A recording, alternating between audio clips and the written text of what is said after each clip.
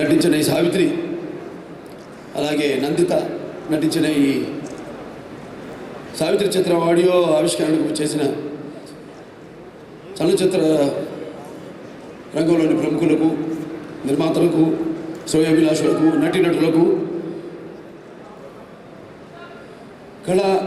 కళాభిమానులకు, అలాగే నందమూరి నారా అభిమానులకు,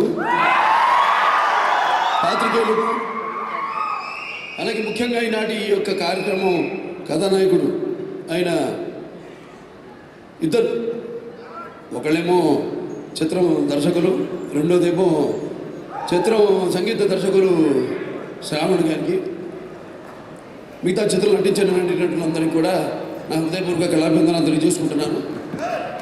చాలా సంతోషంగా ఉంది ఈరోజు ఈ కార్యక్రమం.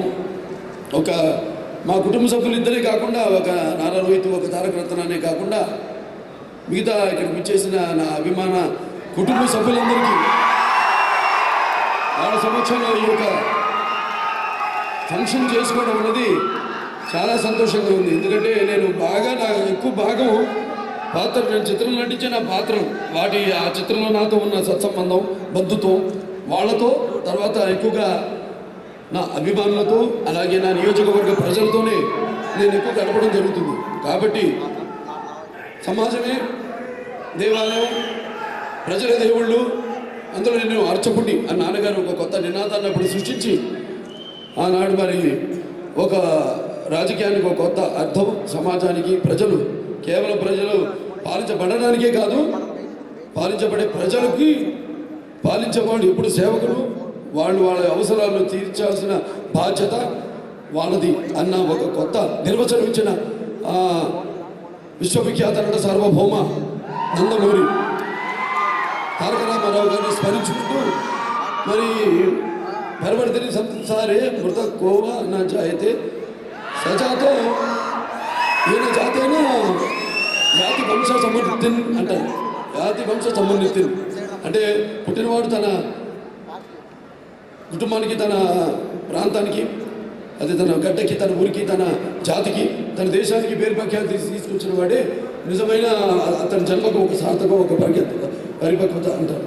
మరి అటువంటి మహానుభావుడి బిడ్డలుగా ఆయన ఎంత పెంచుకుని పుట్టిన వాళ్ళుగా వాళ్ళందరూ ఇక్కడ ఈ యొక్క వేదిక మీద అందరితో పాటు, మిగతా అందరి బంధువులతో పాటు కలుసుకుని ఈ పండుగ జరుపుకోవడం అనేది చాలా సంతోషంగా ఉంది. మరి సావిత్రి సినిమా మరి చూస్తుంటే నేపథ్యం మంచి, ఒక సకుటుంబ సపరివార సమేతంగా చూడదగ్గ మంచి సినిమా అనిపిస్తుంది. సావిత్రి అనగానే మరి నాకు గుర్తొస్తుంది మన లెజెండ్ సినిమాలో డైలాగ్, వినాశ్రయం జననం నాస్తి, వినాశ్రయం జననం నాస్తి, వినాశ్రయం గమనం నాస్తి, వినాశ్రయం జీవం నాస్తి, వినాశ్రయం వినాశ్రయ సృష్టి రేప నాస్తి. అంటే స్త్రీ లేనిదే జననం లేదు, స్త్రీ లేనిదే గమనం లేదు, స్త్రీ లేనిదే జీవం లేదు, అసలు స్త్రీ లేనిదే సృష్టి లేదు. Even God's must be born out of their mother bones. చివరిగా దేవుడు కూడా ఆ తల్లి కడుపున పుట్టుండాలి. మరి ఇప్పుడు చక్కటి టైటిల్ పెట్టినందుకు సినిమాకి, అంటే ఇవాళ నారా రోహిత్ తనకంటూ ఒక ప్రత్యేకమైన విషయం.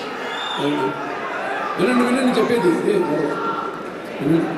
నారా రోహిత్ మనకి తనకంటూ ఒక ప్రత్యేకమైన స్థానాన్ని, అంటే తన స్టైల్లో ఒక మెథడికల్ యాక్టింగ్తో తనకంటూ ఒక ప్రత్యేకమైన స్థానాన్ని నెలకొల్పుకున్నాడు జనం అభిమానుల హృదయాల్లో. అయినా ఈనాడు ఇటువంటి మంచి టైటిల్ పెట్టుకుని అతను కథానాయకుడిగా నటించడం అనేది అతన్ని ఈ సభాముఖంగా నా అభినందనలు, నా అభినందన తెలియజేసుకుంటూ, ఎందుకంటే హీరో అనేది ఎప్పుడు జనరల్గా మనం టైటిల్ బట్టి, అంటే కథను బట్టి టైటిల్ బట్టి జనం ఆకర్షితులు అవుతారు. అంటే కథ మాకు తెలుసు, మరి టైటిల్ దాన్ని మా యొక్క రియాక్షన్ మీ నుంచి వస్తుంది మాకు. అటువంటిది ఒక మంచి టైటిల్ పెట్టుకుని, సావిత్రి అనే టైటిల్ పెట్టుకుని ఈ సినిమా చేయడం కూడా ముఖ్యంగా అతనికి, దర్శకుడు పవన్ సాంజనేయుని గారికి, అలాగే నిర్మాత బిబి రాజేంద్ర ప్రసాద్ గారు కూడా నా అభినందనలు తెలియజేసుకుంటున్నాను. ముఖ్యంగా ఇది సంగీతం ఫంక్షన్, అంటే నాకు తెలిసి అంటే ముఖ్యంగా సంగీతం ప్రభావం దాని గురించి మాట్లాడాలి ఎక్కువగా ఇవాళ.